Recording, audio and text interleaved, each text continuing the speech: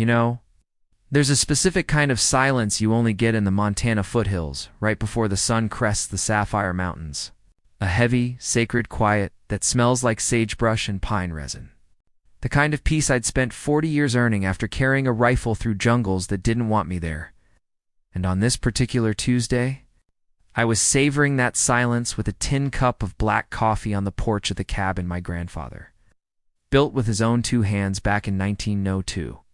But peace, as I've learned the hard way, is fragile as spun sugar, because just as I was watching the mist roll off the pasture, a high-pitched mechanical whine tore through the valley like a dentist's drill, getting louder and angrier by the second until a cherry-red Porsche Cayenne crested the ridge of my private drive, kicking up a rooster tail of gravel that would take me a week to rake back into place. I didn't move. Didn't even set my coffee down. Just watched as this shiny red Beetle skidded to a halt right next to my beat-up Ford pickup. The contrast looking like a joke punchline nobody told me. And out stepped a woman who looked like she'd been cut out of a magazine and pasted into the wrong. World-sharp white power suit, heels that cost more than my tractor, and a face set in a grimace of pure, unadulterated entitlement. She slammed the door, marched past the no trespassing sign that's been hanging there since the Reagan administration, and before I could even offer a polite morning greeting, she waved a manila envelope at me like a weapon, shouting over the morning wind that I needed to pack my things because demolition crews were scheduled for Monday. I just blinked at her, the sheer absurdity of it taking a moment to register, and told her in my calmest voice, the one I used to use on spooked horses and green recruits, that she was on private property and needed to turn that fancy toy of hers around before she scratched the paint. But she just laughed, a cold, brittle sound that made the hair on my arms stand up, and told me her name was Victoria Sterling, from Apex Horizon Development, and that she wasn't trespassing, she was inspecting her acquisition. She claimed she'd bought the deed to the Thorne homestead 3 days ago at a county auction, fair and square, and that I was now officially a squatter on my own land, the land where my wife Martha is buried under the weeping willow by the creek, the land that holds my blood and sweat in every fence post and furrow. I stood up then, my knees popping a little, and told her that was impossible, because the deed was sitting in a fireproof safe not 10 feet from where I stood, passed down through 3 generations of Thornes without a single lien or mortgage.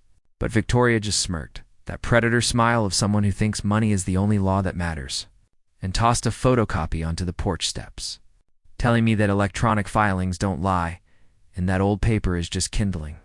And if I wasn't gone in 48 hours, she'd have the sheriff drag me off in cuffs.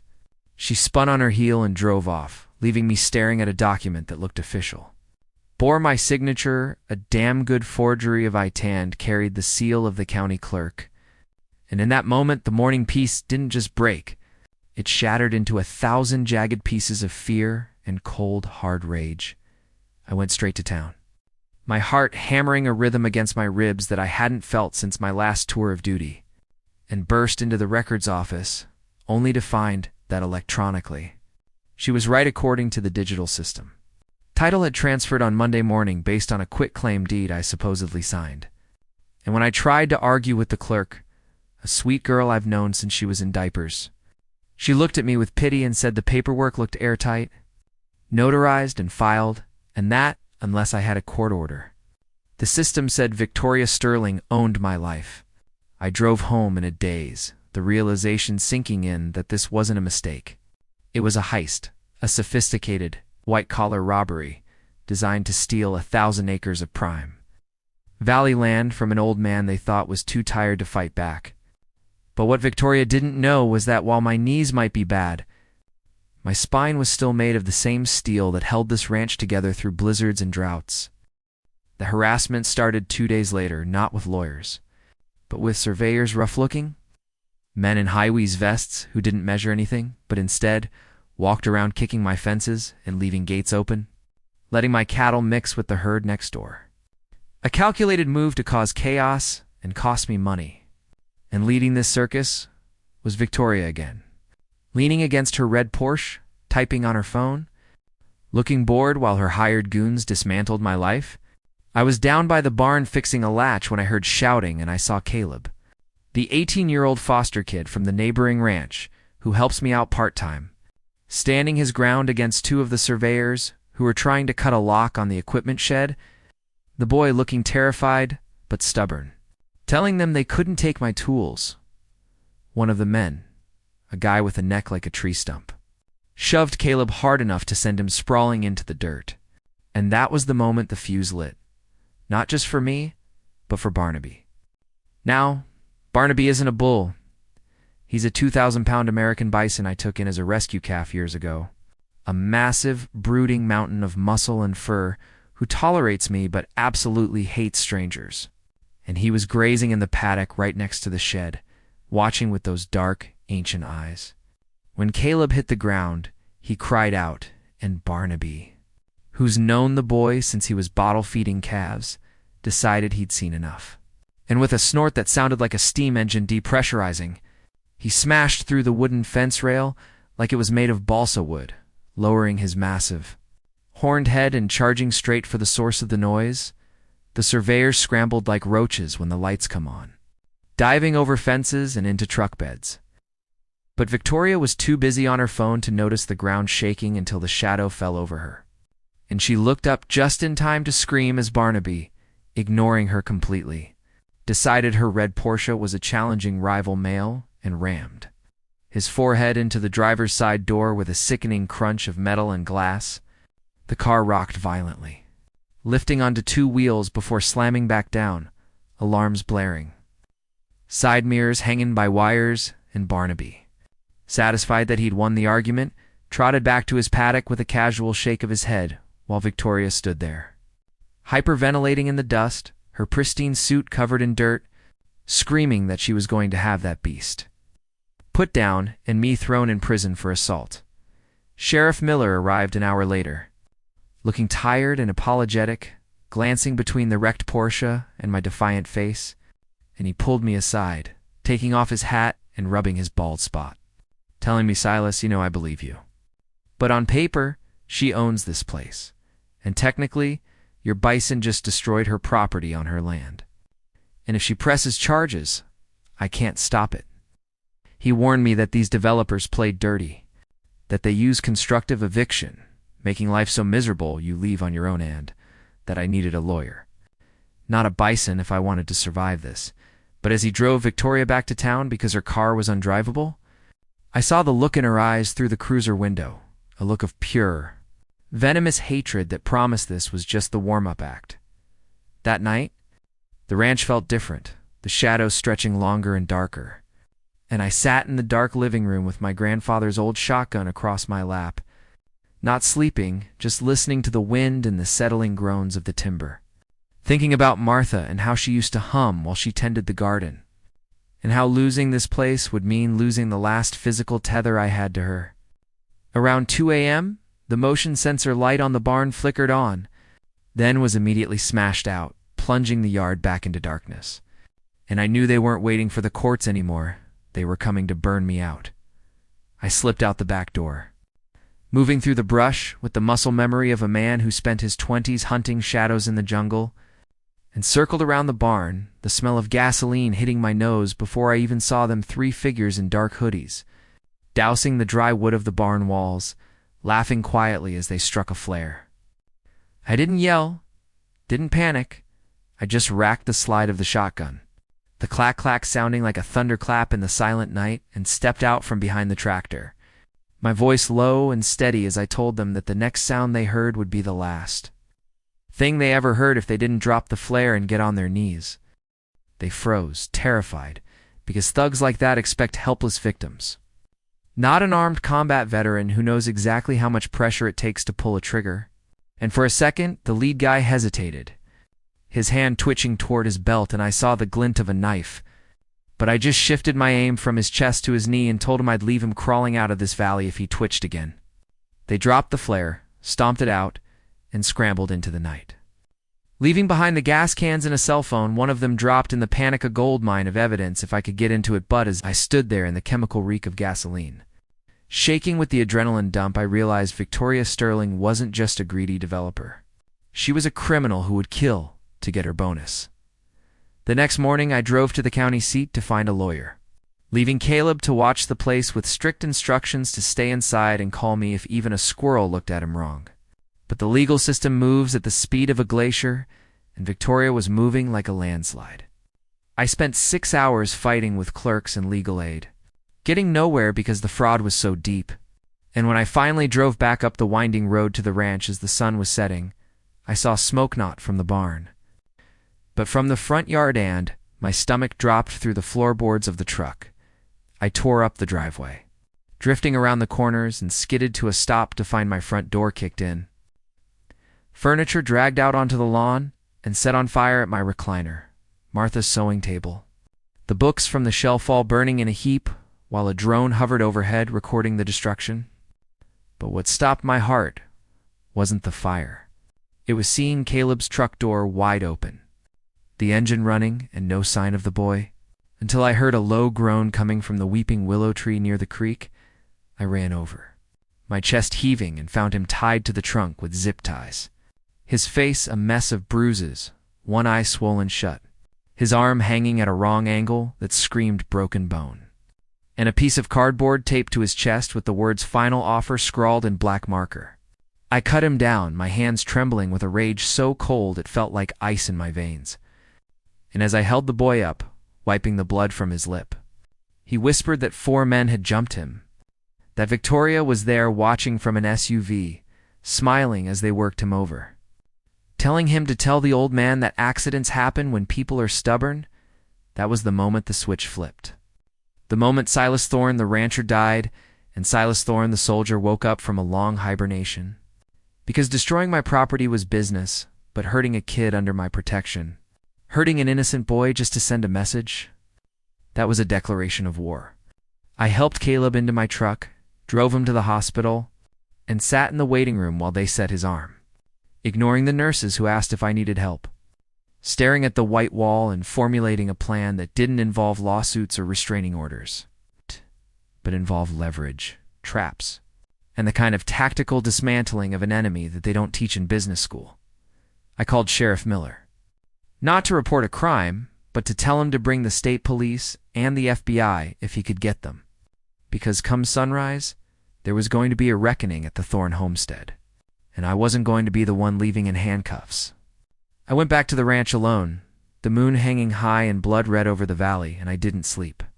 Instead, I spent the night working, calling in favors from old friends, guys who drove heavy machinery, guys who knew how to dig, guys who owed me their lives from 40 years ago, and by the time the sky began to purple in the east, the ranch wasn't a victim's home anymore. It was a fortress, and I was waiting on the porch, fresh coffee in hand, watching the road for the dust cloud that would signal the end of the world or the beginning of justice. The sun breached the horizon like a spilled yolk, bleeding orange across the valley floor, and right on cue, the dust cloud appeared. It wasn't just Victoria's rental car this time. It was a parade, a funeral procession for my life here. Leading the pack was a black SUV, followed by 2 moving trucks and a flatbed hauling a yellow excavator. The kind you use when you want to erase a house from the map in under an hour. They rolled up to the main gate, the engines idling with a low, threatening rumble that vibrated in the floorboards beneath my boots. And I just took a sip of my coffee, savoring the bitterness, feeling the weight of the Colt 1911 tucked into the small of my back, not for shooting, but for insurance. Victoria stepped out of the SUV wearing sunglasses that cost more than my first truck, holding a bullhorn like she was directing a movie scene. She didn't even bother walking up to the porch this time. She just stood by the gate, flanked by 4 men in tactical vests, who looked like they'd failed police academy and decided to make a living bullying grandfathers. Mr. Thorne. Her amplified voice slapped against the silence of the morning. This is your final warning. We have a court order for immediate eviction. Vacate the premises or be removed by force. I didn't say a word. I just set my mug on the railing, walked down the steps, and unlatched the gate. I swung it open, wide and welcoming, and stepped back. Victoria lowered the bullhorn, a smirk tugging at the corner of her mouth, thinking I'd finally broken, thinking the old man had seen the heavy machinery and decided to fold. She signaled the excavator driver, and the massive machine lurched forward, its tracks chewing up the gravel I'd raked for 30 years, the diesel fumes choking out the smell of pine. But just as the excavator crossed the property line, a sound cut through the air, not a mechanical whine, but a deep guttural roar coming from the east and the west. From the county road and the old logging trail behind the ridge, Victoria spun around, her sunglasses slipping down her nose, confusion rippling across her face as the source of the noise crested the hill. It wasn't the police. It was better. It was a wall of steel. From the east came a convoy of battered Ford F-150s, Dodges with rust on the wheel wells, and a massive cattle hauler driven by Old Man Henderson. From the west, coming down the logging trail, were 3 John Deere tractors and a combine harvester that took up 2 lanes of traffic. They didn't stop. They rolled in with the unstoppable momentum of a landslide, boxing Victoria's shiny fleet in against my fence line, effectively sealing them inside a cage of iron and diesel. Doors flew open, and out stepped the valley. There was Henderson, leaning on his cane, but looking like he could still wrestle a steer. The Millers from the feed store. The volunteer fire department boys still in their gear. And about 30 other folks I'd helped pull out of ditches, fix fences for, or just shared a beer with over the last 4 decades. They didn't carry weapons. They carried something heavier. They carried witness. They stood shoulder to shoulder, a silent, unmoving human barricade between the demolition crew and my home. Victoria was screaming now, losing her cool completely, shrieking about obstruction of justice and how she'd sue every single one of them into bankruptcy. But nobody flinched. The head of her security team, the big guy, put a hand on his baton, looking at the wall of ranchers, and I saw the calculation in his eyes. He was paid to intimidate, not to start a riot with 50 angry cowboys. He took his hand off the baton and took a step back.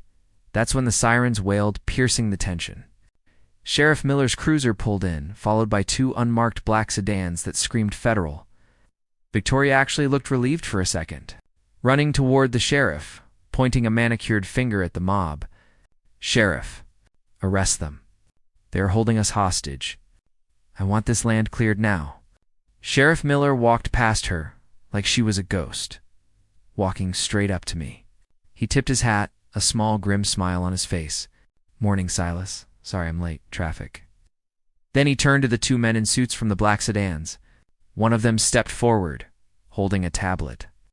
"Victoria Sterling?" the agent asked, his voice flat and bored. "Yes, finally." "These people are Ms. Sterling. I'm Special Agent Ross with the FBI's Financial Crimes Division. We're executing a warrant for your arrest regarding wire fraud, forgery of public records, and racketeering." The color drained from her face so fast, I thought she was going to faint. "What? That's insane. I bought this land. I have the deed." "You have a digital entry created by a hacked clerk account," the agent said, holding up a plastic bag. Inside was the cell phone the arsonist had dropped in my barn the night before. "And thanks to the gentleman your associates tried to burn out last night, we have the text messages authorizing the arson, the assault on the miner, Caleb Vance, and the payment schedule for the hacker who altered the county records. You didn't buy a ranch, Miss Sterling. You bought a one-way ticket to federal prison." The silence that followed was louder than the excavator ever was. Victoria looked at the sheriff, then at her security team who were already backing away, hands raised, distancing themselves from the sinking ship, and finally she looked at me. There was no arrogance left, just the terrified look of a child who realized the game was over. As the sheriff clicked the cuffs on her wrists, she didn't scream. She just slumped, the fight evaporating instantly. "Get her out of here," I said quietly, "and take her trash with her." It took 3 hours to process the scene, to tow the rental trucks, and to take statements. But when the last cruiser pulled away with Victoria in the back seat, staring blankly out the window, the mood shifted instantly. The tension broke like a fever. Henderson clapped me on the back so hard I nearly swallowed my tongue. And someone, I think it was the Miller boys, fired up a grill on the tailgate of their truck. We didn't just stand around celebrating, though. We had work to do. Without anyone asking, the tractors moved toward the burnt wreckage in the front yard. The women from the church auxiliary showed up with casseroles and iced tea. By noon, the debris was cleared. By 2 p.m., lumber was being unloaded to repair the barn siding, and then truck pulled up that made my throat go tight. It was Caleb's beat-up Chevy. His arm was in a sling. His face looked like a topographic map of purple and yellow bruises, but he was grinning. He hopped out, swaying a little, and walked up to me. "Told you I'd check the perimeter, Silas," he mumbled. Trying to look tough, I pulled the kid into a hug, careful of his ribs. And I'm not ashamed to say I had to blink back a few tears. "You did good, kid. You did real good." I found something that afternoon while we were raking out the ashes of the furniture near the porch. Under the charred remains of the bookshelf, half buried in the mud from the fire hoses, was Martha's rosebush, the one I thought was dead, the one Victoria's crew had trampled and burned. But down at the base, protected by the wet earth, was a single, vibrant green shoot pushing up through the black ash. I sat there on the porch steps as the sun went down, watching my neighbors, my family, really laughing and working, putting my world back together piece by piece. I realized then that Victoria never stood a chance. She thought she was fighting a lonely old man for a piece of dirt on a map. She didn't understand that a ranch isn't just land. It's a living thing, fed by history, watered by blood, and protected by the kind of loyalty you can't buy with a corporate credit card. They can forge signatures. They can hack computers, and they can hire thugs to break your bones. But they can't break the roots we have here. We go too deep, and that leaves me with a question for you folks listening tonight. In a world where everything is becoming digital, where a keystroke can steal your life, and a corporation can claim your home from a skyscraper 1,000 miles away, who's got your back? If the screen went dark and the law failed, would your neighbors stand in front of a bulldozer for you? And more importantly, would you stand for them? Think on that. I'm Silas Thorne, and this ranch isn't going anywhere. Y'all stay safe out there. You know, there's a specific kind of silence that falls over a room right before a bomb goes off, not a literal bomb, but the social kind, the kind that destroys your Tuesday morning and makes you question every life choice that led you to be standing behind a counter earning $15 an hour. I was wiping down the laminate countertop at Rusty's Outpost, a dusty little feed and fuel stop sitting right on the bleeding edge where the real town ends and the manicured, overpriced fantasy land of The Gables at Oak Creek begins, and that silence, that heavy, pressurized vacuum, it hit the moment the glass door swung open. In walked Patricia Vance, the self-appointed queen of the Gables, a woman who wore her HOA presidency like a five-star general wears his medals, her heels clicking on the linoleum like gunfire, designer sunglasses pushing back a wave of hair that probably cost more than my truck. She didn't look at me, she didn't look at the rack of beef jerky, she just marched to the counter, slammed a platinum credit card down with a decisive thwack, and barked, "Pump 6, premium, fill it until it clicks," and put it on the community emergency tab, and before I could even process the words, she was already turning around to walk out, expecting the world to just bend to her will because in her mind, gravity was just a suggestion and she was the law. I cleared my throat, that awkward little noise you make when you have to tell a toddler they can't eat the decorative soap, and said, "Ma'am, hold up, we don't have a community emergency tab, or any tab for that matter, you gotta run the card here or prepay cash," and she stopped, her shoulders stiffening, and she turned around slowly, lowering those sunglasses to look at me with this mix of confusion and pity, like I was a golden retriever trying to do calculus. "Excuse me," she said, her voice dripping with that fake sweetness that burns going down, "I am Patricia Vance, president of the Gables, and under the community bylaws, section 4, paragraph C, local vendors are required to support HOA logistics during critical infrastructure maintenance, which is what I am doing, so turn on the pump." I just stared at her, blinking against the morning sun cutting through the window, and I said, "Mrs. Vance, I don't know what bylaws you're reading, but this is a privately owned gas station, not a clubhouse vending machine, so unless your bylaws come with a pre-authorized visa, pump 6 stays off," and that was the moment the air left the room. Her eyes narrowed into little slits of pure venom, and she pulled out her phone, not to pay, but to dial, holding the screen up so I could see her thumb hovering over 3 numbers, 911. "I am being held hostage," she declared to the empty store, her voice suddenly trembling with a theatrical fear that would have won her a daytime Emmy. "I am a community leader being denied essential resources by a hostile individual. I feel threatened. Send officers immediately." And she looked me dead in the eye while she said it, daring me to flinch, daring me to be the kid who backs down. But I've been working retail for 10 years. And my soul calloused over a long time ago.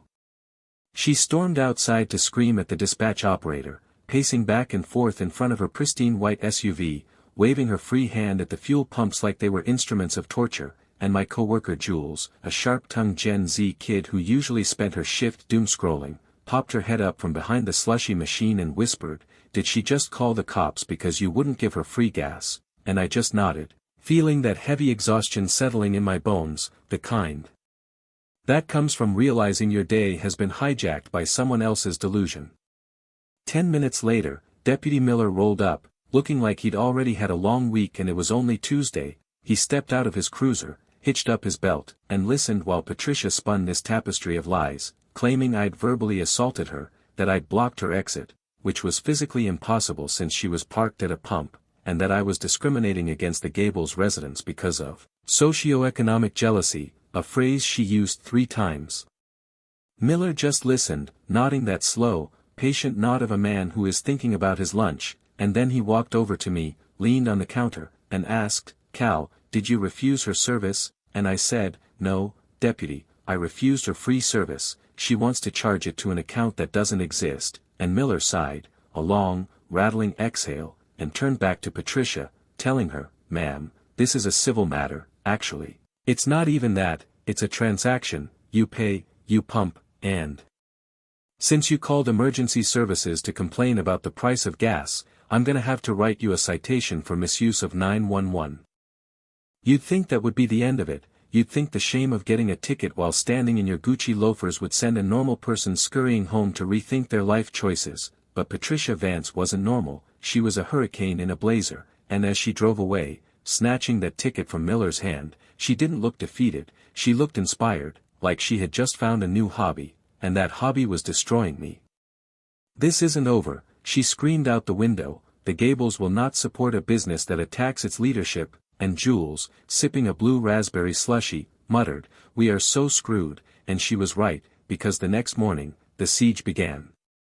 I pulled into the lot at 6 a.m. and there were already 4 SUVs parked horizontally across the entrance, creating a blockade of beige leather and polished chrome, and standing in front of them were 6 women, the Gables Community Standards Committee, holding signs that looked like they'd been printed at a professional shop overnight, glossy, high-resolution signs reading, "Rusty's Outpost supports discrimination," and "Protect our neighborhood from predatory pricing," and in the middle of them was Patricia, holding a megaphone, directing traffic away from our store, literally stepping into the road to wave cars past, shouting, "Drive on.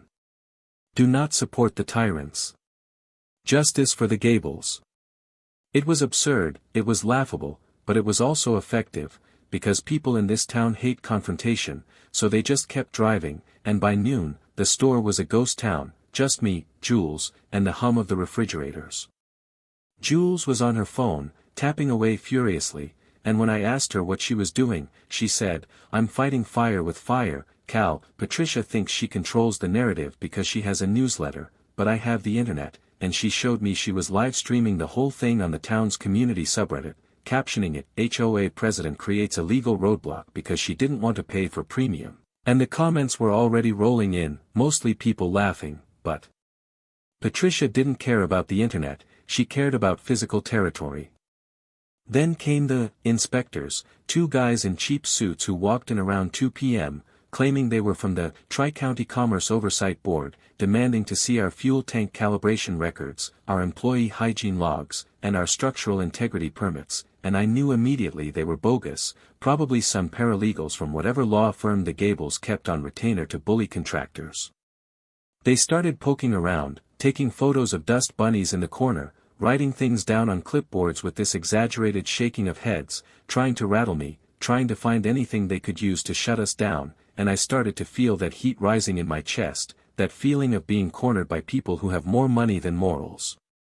But Jules, bless her heart, she didn't flinch, she just walked out from behind the counter with her phone held high, recording them, and said, "Gentlemen, just so you know, according to state law, impersonating a government official is a felony, and since I've never heard of the Tri-County Commerce Oversight Board, I'm live streaming this to the Sheriff's Department right now to verify your credentials. And you have never seen two men move faster, they mumbled something about preliminary surveys, and scrambled out the door like roaches when the lights come on, jumping into a sedan that sped off toward the Gables. We thought we'd won a round, but Patricia was escalating. She was outside screaming about sanitary violations, now, claiming she saw rats, which was a lie, the only rats were the ones she hired, and then, around 4 p.m., a black town car pulled up, sleek and dark, slicing through the line of protesting SUVs like a shark through a school of fish. The crowd quieted down, Patricia lowered her megaphone, looking suddenly nervous, and out stepped Councilman Holloway, the guy who basically ran the zoning board, a man with a smile that could sell ice to an Eskimo, and right behind him was Deputy Miller again, looking even more tired than yesterday. Patricia rushed over to Holloway, putting on her victim face instantly. "Councilman. Thank God you're here, this establishment is a blight, they are harassing residents, they are refusing service based on zip codes, we need their business license revoked immediately," and Holloway just stood there, smoothing his tie, looking from the screaming women to the empty gas pumps, and then he looked at me standing in the doorway with my arms crossed, and he walked over, bypassing Patricia completely. "Calvin," Holloway said, extending a hand, "rough couple of days," and I shook it, saying, "You could say that, Councilman, seems my debit card machine violated the HOA Constitution," and Holloway chuckled, a dry sound, then he turned to Patricia, who was vibrating with indignation, and said, "Patricia, I need you to clear these cars, you're blocking a county road access point, and frankly, my office is getting flooded with calls from people who can't get to work because of your little blockade. It's a protest." Patricia shrieked, her composure cracking, "It is our First Amendment right. We are taking a stand against corporate greed. You're blocking a gas station because you wanted a free tank of gas, Patty," a voice boomed from the back of the crowd, and everyone turned to see a man stepping out of a Ford F-150 that had just pulled up. It was Mr. Henderson, the treasurer of the Gables HOA, a quiet guy who usually just nodded along at meetings, but today he looked furious, holding a stack of papers in his hand. "I checked the logs, Patricia," Henderson shouted, walking right past the protesters who parted like the Red Sea. "I checked the emergency infrastructure bylaws you keep quoting, they don't exist, and I also checked the HOA credit card statements." The color drained from Patricia's face so fast she looked like a sheet of drywall, and she stammered, "This is neither the time nor the place, verify this at the monthly meeting," but Henderson wasn't stopping, he marched right up to Holloway and the deputy, handing them the papers. "She's been charging her personal fuel, her dry cleaning, and apparently her wine club subscription to the Community Emergency Fund, for 3 years, Henderson announced, loud enough for the entire parking lot to hear, "and this stunt. This protest. She spent $2,000 of our dues printing these signs without board approval." The silence that followed was heavy, total, and absolute, the kind of silence where you can hear a reputation shattering into a million pieces. The women holding the signs slowly lowered them, looking at each other, realizing they hadn't been fighting for justice, they'd been foot soldiers in a grifter's ego trip. Patricia looked around, her eyes wild, realizing the ground was crumbling beneath her heels, and she did the only thing a narcissist knows how to do when cornered, she attacked. "You are all conspiring against me," she screamed, her voice cracking, pointing a manicured finger at me, at Henderson, at Holloway. "I am the only thing holding that community together. I protect property values. I keep the riffraff out. If you remove me, the Gables will be nothing but a slum within a year. I am the president. I am the law." "Not anymore, ma'am," Deputy Miller said, stepping forward with his handcuffs unclipped from his belt, "because apart from the fraud Mr. Henderson is alleging, which is a felony, you're currently trespassing, disturbing the peace, and inciting a riot, and I'm done writing citations." Watching Deputy Miller slap the cuffs on Patricia Vance was like watching a slow-motion car crash that you couldn't look away from. There was this surreal disconnect between her pristine, tailored blazer and the cold, industrial steel of the handcuffs, and as he read her rights, she wasn't screaming anymore, she was just making this low, keening sound of disbelief. Like her brain physically couldn't process a reality where she wasn't in charge. The Community Standards Committee, those loyal soldiers who had been blocking my pumps 20 minutes ago, were now scattering like leaves in the wind, tossing their glossy protest signs into the ditch and power-walking back to their SUVs, desperate to disassociate themselves from the sinking ship. Councilman Holloway watched the squad car pull away with Patricia in the back, then he turned to me and sighed, adjusting his cufflinks. "Calvin, on behalf of the town, I apologize for the circus. I had no idea the rot went that deep until Henderson called me this morning," and I just nodded, leaning against the doorframe, feeling the adrenaline dump leave my knees shaky. "Just glad it's over, Councilman," I said. "I just want to sell gas and jerky, I don't need a crown." Henderson, the treasurer who had just nuked the Queen, walked up to me, looking uncomfortable, shifting his weight from foot to foot. She told us you threatened her," he said quietly. "She told the board you came at her with a tire iron. That's why we authorized the protest funds. We didn't know it was just that she didn't want to pay." I looked at this man, a grown adult who had let himself be bullied into a mob mentality by a woman with a clipboard, and I felt a flash of anger, but then it just turned into pity. "Mr. Henderson," I said, "maybe next time, ask for the security footage before you declare war on a convenience store." The next few days were a blur of weird energy. The story hit the local news, then the state news, and suddenly Rusty's Outpost was a minor tourist attraction, people coming in to buy a soda just to ask, "Is this where the HOA lady got arrested?" And Jules was loving it, selling "I Survived the Gables" t-shirts she made on her iron-on machine in the back room. We were vindicated, we were the heroes of the working class for about 15 minutes, but the real twist, the thing that sticks with me, happened about a week later. It was a Tuesday evening, quiet, the sun dipping low and painting the sky that bruised purple color, and a car pulled in, not a luxury SUV, but an older sedan, driven by a guy I recognized as Patricia's husband, a man who usually looked like a ghost in his own life, silent and fading into the background. He walked in, looking tired, looking like he'd aged 10 years in 10 days, and he placed an envelope on the counter. "For the trouble," he said, his voice raspy, "and for the damage to your business." I opened it. It was a cashier's check for $5,000, drawn from a personal account, not the HOA's. "Mr. Vance, you don't have to do this," I started, but he held up a hand. She's getting help, Cal," he said, staring at the floor. "It wasn't just the gas. It was everything." She felt like she was losing control of her life, felt like she was becoming invisible as she got older, and the only way she knew how to exist was to force people to look at her, to force them to obey. Doesn't make it right, but she's not a monster, she's just broken. He walked out before I could say anything else, and I stood there holding that check, thinking about Patricia Vance, not as the screaming tyrant with the megaphone, but as a woman so terrified of being irrelevant that she burned her entire world down just to feel the heat. It's easy to hate the Karens, right?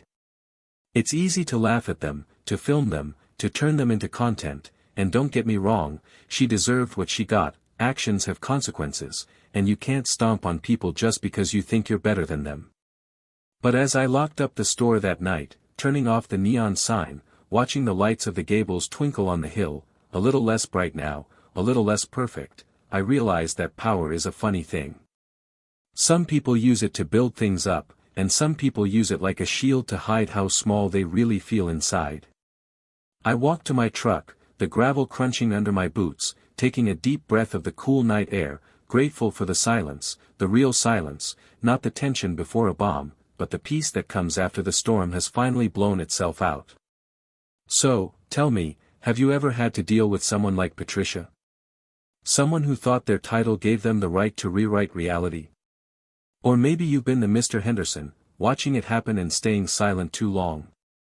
Drop a comment below. I want to hear your war stories, because if there's one thing I learned at Rusty's Outpost, it's that everybody is fighting a battle you know nothing about, but that doesn't mean they get free gas. Stay safe out there, folks, and always, always get a receipt.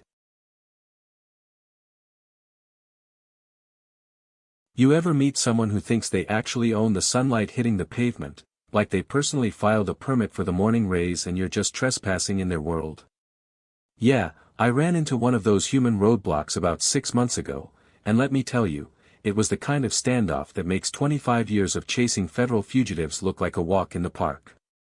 My name is Lucas Vance, and for a quarter of a century, I carried a badge for the U.S. Marshal Service. I've tracked cartel runners through the swamps of Louisiana and dragged wire fraud specialists out of penthouses in Manhattan, so when I finally hung up the holster, I wasn't looking for trouble, I was looking for a porch, a river view, and silence so thick you could cut it with a knife.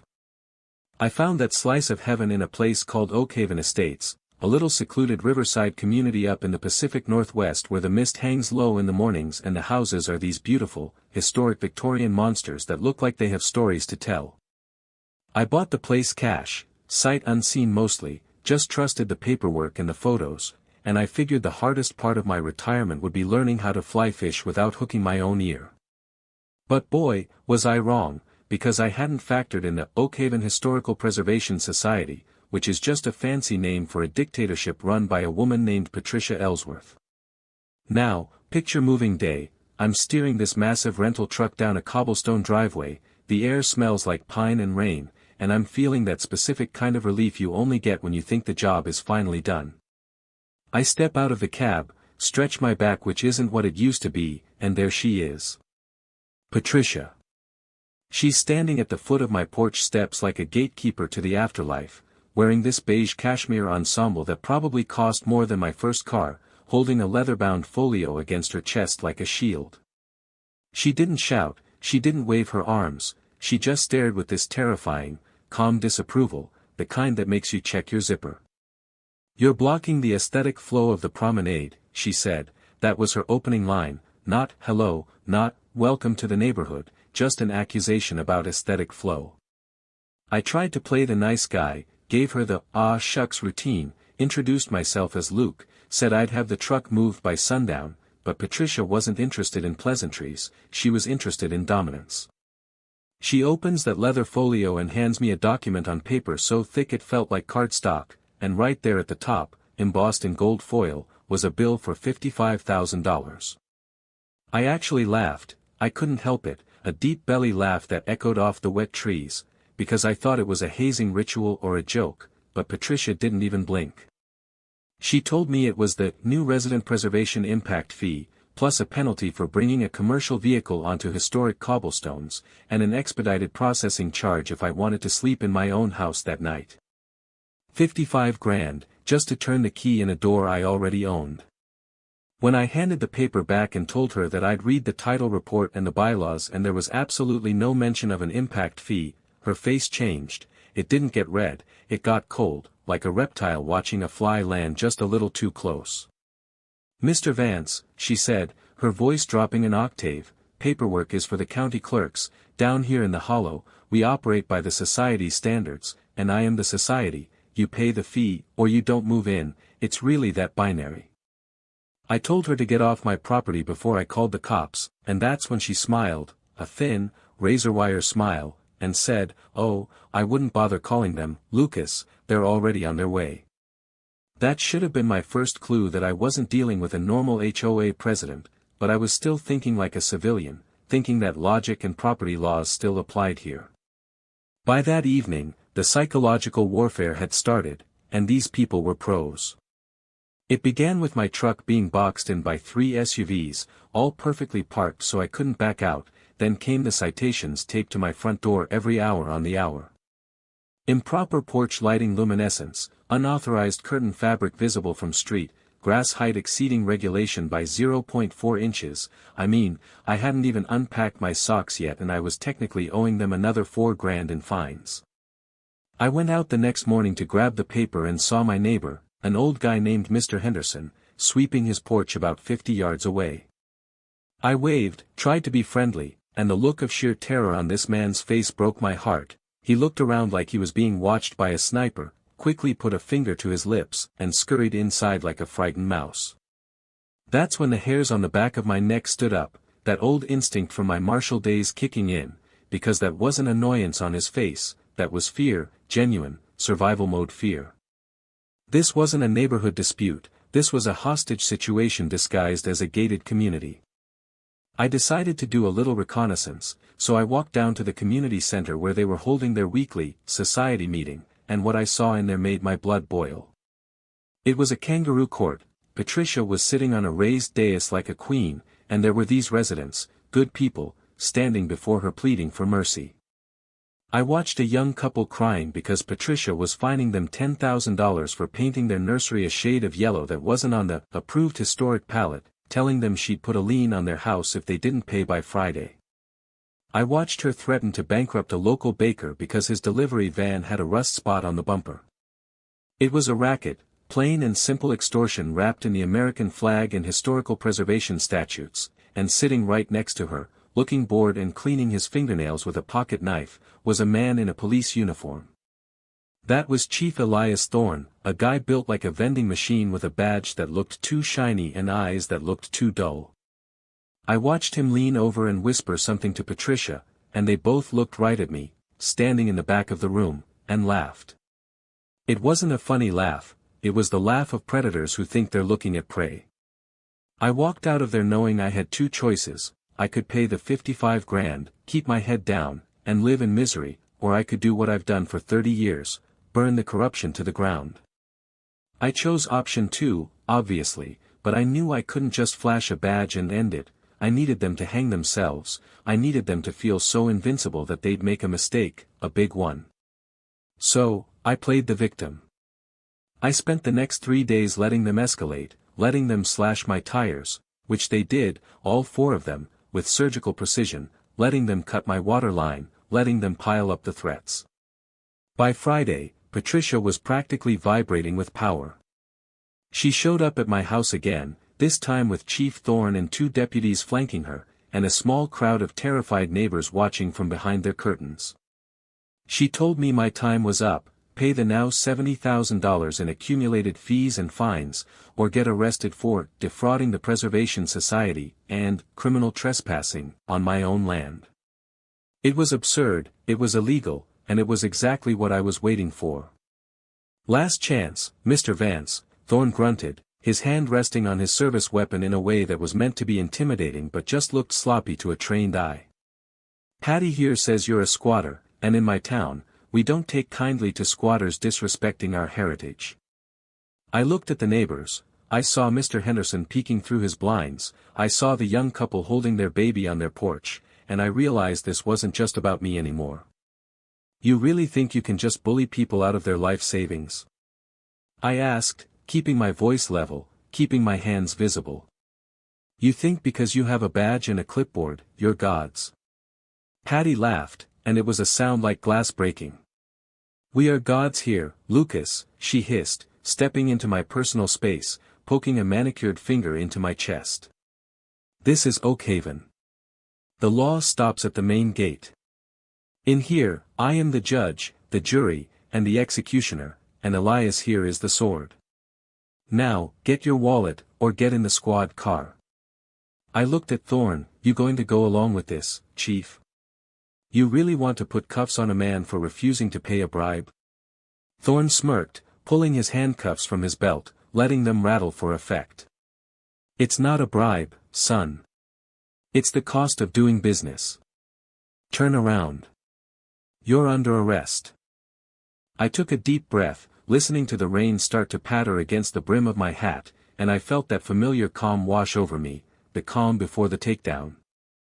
"All right," I said softly, reaching slowly toward my back pocket. "Let me just get my ID. I think there's been a misunderstanding about jurisdiction." The rain was coming down harder now, turning the cobblestones slick and gray, a perfect backdrop for the absolute circus that was about to unfold in my driveway. Chief Thorne watched my hand move toward my back pocket, his eyes narrowed, anticipating a wallet, maybe a checkbook. Hell, he probably thought I was reaching for a wad of cash to beg for forgiveness. Patty was practically preening, checking her reflection in the side mirror of the squad car, already composing the victory speech she'd give at the next board meeting about how she crushed the outsider. The neighbors had started to trickle out onto their lawns, drawn by the flashing lights and the sheer volume of Patty's screeching. It was like a slow-motion car crash that nobody could look away from. "Slowly, Vance," Thorne barked, trying to sound like a TV cop, putting his hand on the grip of his pistol. 2 fingers. Don't make me nervous. I kept my movements fluid, deliberate, muscle memory from 1,000 high-risk warrant services taking over. I wasn't scared, I was actually fighting back a smile because I knew exactly what was in that leather wallet, and I knew exactly what it was going to do to the little kingdom these two had built. I pulled the bifold out, held it closed for a second, just letting the tension hang in the damp air like smoke. "You know, Chief," I said, my voice cutting through the sound of the rain, loud enough for Mr. Henderson and the young couple across the street to hear. "I tried to tell you guys. I tried to show you the permits. I tried to explain that federal property laws apply even in your little fairy tale kingdom. But you insisted on doing this the hard way. Shut up and show me the ID." Patty screamed, losing patience, stomping her designer boot into a puddle. "Arrest him, Elias. He's stalling." I flipped the wallet open. It wasn't a driver's license. It was a gold, 7-point star badge, heavy and scarred from years of service, resting next to a laminated federal ID card that identified me as a senior deputy U.S. Marshal, retired, but with active consultant status and full carry privileges. But that wasn't the kicker. The kicker was the folded piece of paper I pulled out from behind the badge. "Chief Thorne," I said, my tone dropping the confused retiree act completely, shifting into command voice. "I'm pretty sure you recognize the seal of the Department of Justice. But in case your reading glasses are foggy, this is a federal warrant for the seizure of all financial records related to the Oakhaven Preservation Society, and a separate warrant for the arrest of Patricia Ellsworth for wire fraud, racketeering, and extortion." The silence that followed was louder than a gunshot. Thorne froze. His face went through a complex series of colors, red, then a sickly paste white, then a sort of gray that matched the sky. He looked at the badge, then at the warrant, then at me, and I saw the realization hit him like a physical blow. He wasn't bullying a tourist, he was threatening a Fed who had spent decades hunting people significantly scarier than him. He took his hand off his gun so fast it looked like it burned him. Deputy Marshal." Thorne stammered, his voice cracking. We didn't, nobody told us." "Nobody told you not to run a protection racket under the color of authority?"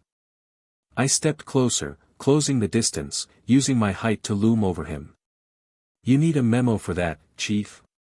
Patty, however, was in total denial.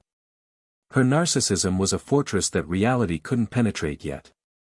She snatched the warrant from Thorne's hand, squinting at it in the rain. "This is fake. This is printed on, this is ridiculous. You can't arrest me. I own this street.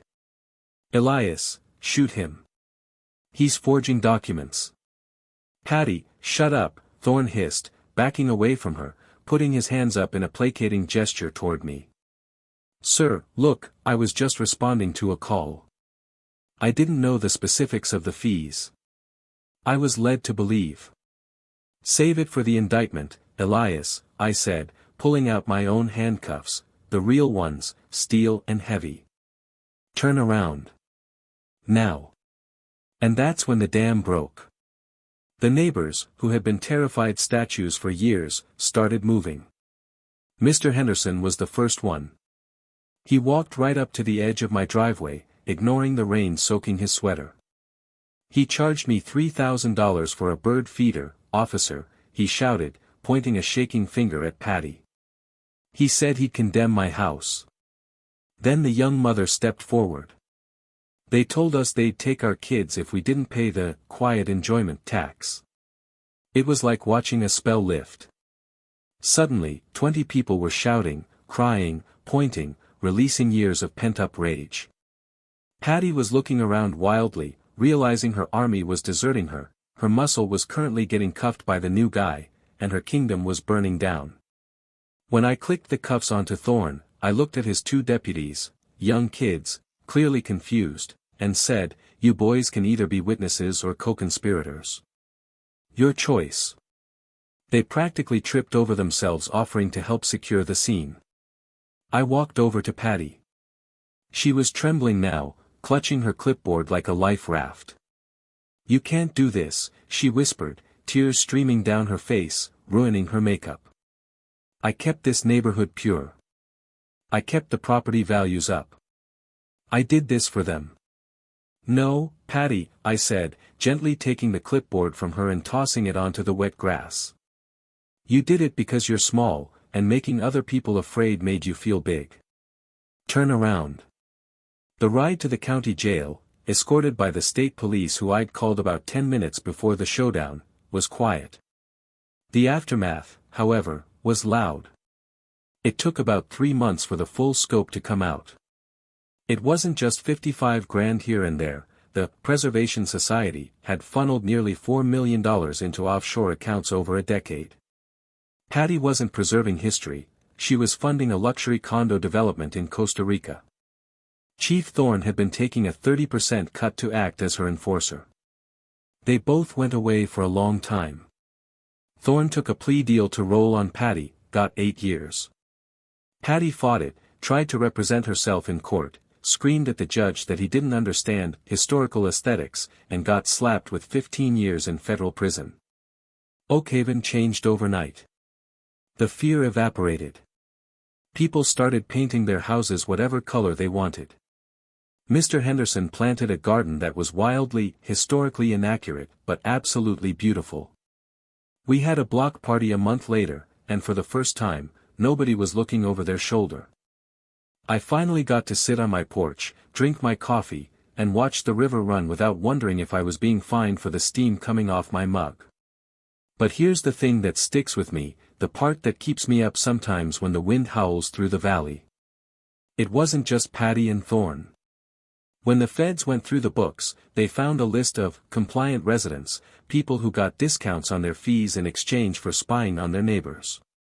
Some of the people who cheered the loudest when I arrested Patty were the same ones who had been texting her photos of my truck just days before. It makes you wonder about the nature of power, doesn't it? Take away the tyrant, and everyone celebrates, but how many of them were just waiting for their turn to hold the clipboard? I'm retired, technically, but my phone rang yesterday. A woman from a condo board in Florida, saying she heard about what happened in Oakhaven. Said she thinks her HOA president is bugging the apartments. I told her I'm just a fisherman now, but I didn't hang up. So, let me ask you this, if you were in Mr. Henderson's shoes, terrified and losing your savings, would you have stood up sooner? Or is it easier to pay the extortion fee and look the other way until a guy with a badge shows up to save you? Drop a comment below. I really want to know what you think. Are we programmed to follow orders, or are we just waiting for the right moment to rebel? I'm Lucas Vance, and I'll see you in the next one. Stay safe out there. You know, there's a specific kind of silence you only get in a vineyard right before the sun breaks the horizon. It's heavy, smelling of damp earth and crushed grape skins, the kind of quiet that a man moves to the middle of nowhere to find, but that morning, the silence was broken by the crunch of tactical boots on gravel that didn't belong to me. I was standing on my porch, mug of black coffee in hand, watching the mist roll off the hills of my property, the Blackwood Ridge, when I saw them, 2 silhouettes standing right in the middle of my Merlot block, posing like they were on the cover of a Soldier of Fortune magazine, except their belts were sagging and their postures were all wrong. I'm not a nervous man, 20 years working narcotics in Chicago tends to burn the nerves right out of you, so I didn't reach for a weapon, I just walked down the steps, letting the screen door slap shut behind me, the sound cracking like a pistol shot in the morning air. As I got closer, the details of these 2 clowns started to come into focus, and I had to bite the inside of my cheek to keep from laughing because they were decked out in full paramilitary cosplay, black fatigues, drop-leg holsters that looked like they were bought on Amazon, and patches on their chests that read, Saddle Creek Community Enforcement, which was rich considering Saddle Creek is the gated community of pastel-colored McMansions about a quarter mile down the road, a place where the biggest crime is leaving your trash can out past 4 in the afternoon. The taller one, a guy with a buzz cut that was trying too hard to hide a receding hairline, puffed his chest out as I approached, resting his hand on his weapon like he was guarding the president, not a patch of dirt. "Morning, fellas," I said, stopping about 10 feet away, keeping my voice low and easy, the way you talk to a spooked horse or a drunk teenager. Unless you're lost or you're grapes, you're standing on private property. The tall one, let's call him Ronnie, adjusted his sunglasses even though the sun wasn't even up yet, and gave me a look that I'm sure he practiced in the mirror, saying, "Sir, we're conducting a perimeter security sweep for the Saddle Creek HOA, your property borders the subdivision, which puts you under our secondary jurisdictional oversight for threat assessment." I stared at him, letting the silence stretch out, letting him feel the weight of his own stupidity, because secondary jurisdictional oversight isn't a legal term, it's a word salad made up by someone who watches too many cop shows but never passed the academy entrance exam.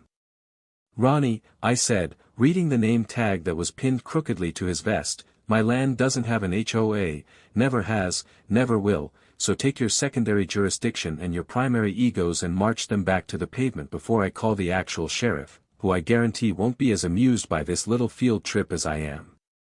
He didn't like that, his jaw tightened, and he took a half step forward, a classic intimidation move that might work on a suburban accountant but just made me sad for him. "We have reports of suspicious activity," he spat out, trying to recover his dignity. "We're watching you, sir." I chuckled then, a dry sound, and pointed to the property line. "Watch from the road." They left, but they didn't leave it alone, and that was the first mistake, assuming that because I was a quiet man growing grapes, I was a soft man. Over the next week, the escalation was subtle at first, the kind of petty tyranny that thrives in boredom. I'd see drones hovering over my fermentation tanks, buzzing like angry hornets, recording God knows what, probably looking for EPA violations that didn't exist. Then came the wellness checks, real deputies showing up at my gate looking apologetic because someone had reported screaming or gunshots, and every time, I'd invite them in, offer them a bottle of vintage Cabernet, and we'd bond over the headache that was Saddle Creek. But then it got personal, dark in a way that made the hairs on the back of my neck stand up. I started noticing cars parked on the shoulder of the county road at night, headlights cut, just sitting there. One evening, I found a camera, a high-end trail cam disguised as a rock, pointed directly at my bedroom window, not the vineyard, not the road, but my bedroom.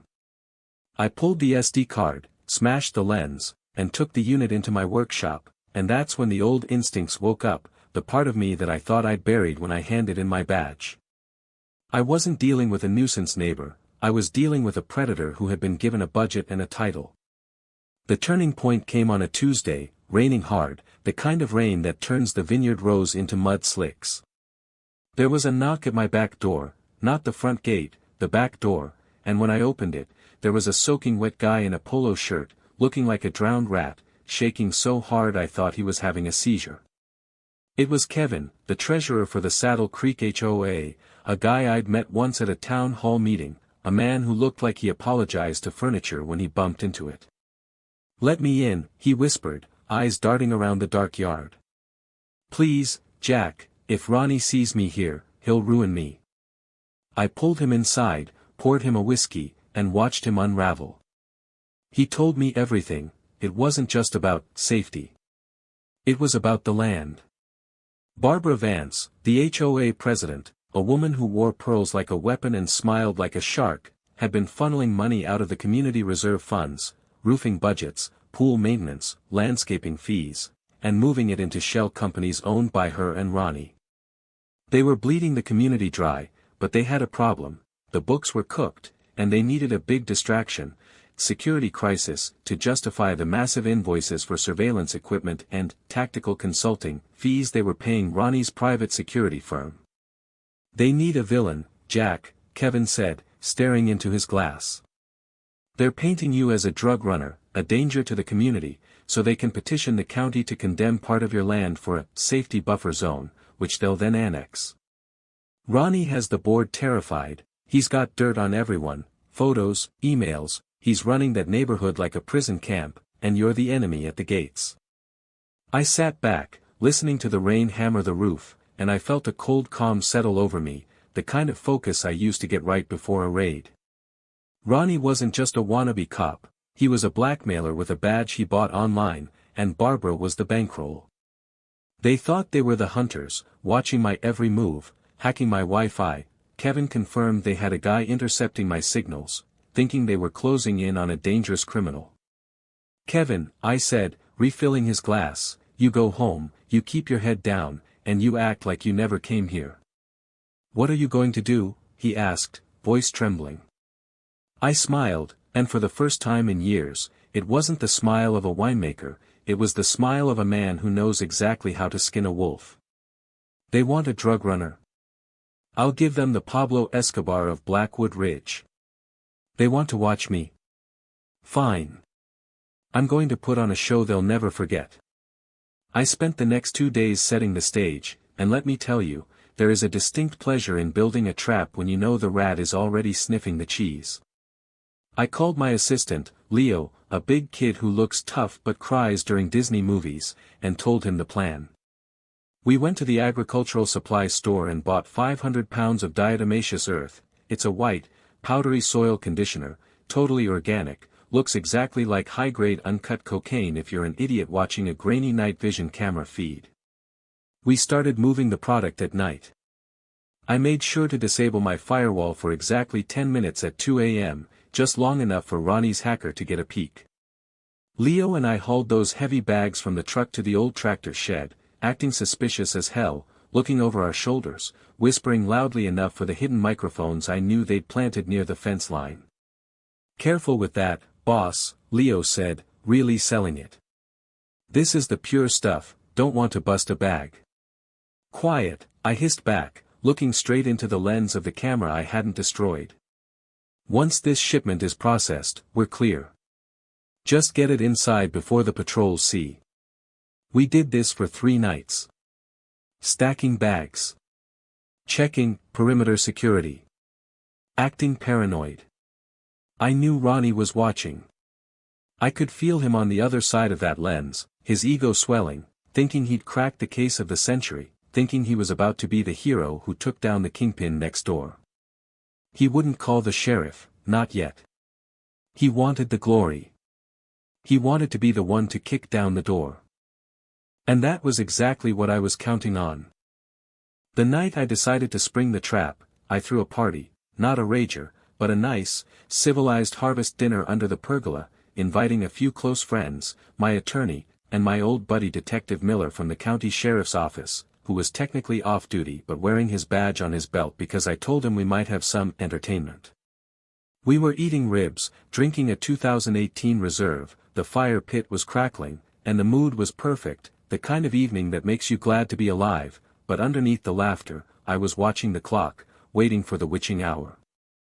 I'd left the tractor shed door slightly ajar, a single bulb swinging inside, illuminating the stack of white bags just enough to be tempting.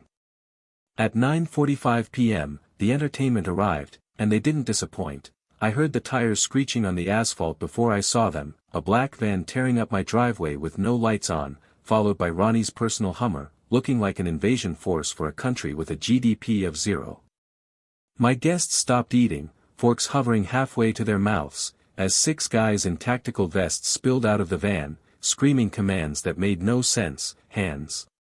Show me hands. Sector 4 clear." It was absolute chaos, amateur hour at the OK Corral. Ronnie led the charge, of course, sprinting past the patio, ignoring the stunned guests, ignoring me, his eyes locked on the shed like it was the Holy Grail. He didn't even notice Detective Miller standing calmly by the grill, sipping an iced tea. "Secure the perimeter." Ronnie screamed, his voice cracking. "We got him. I want eyes on that product."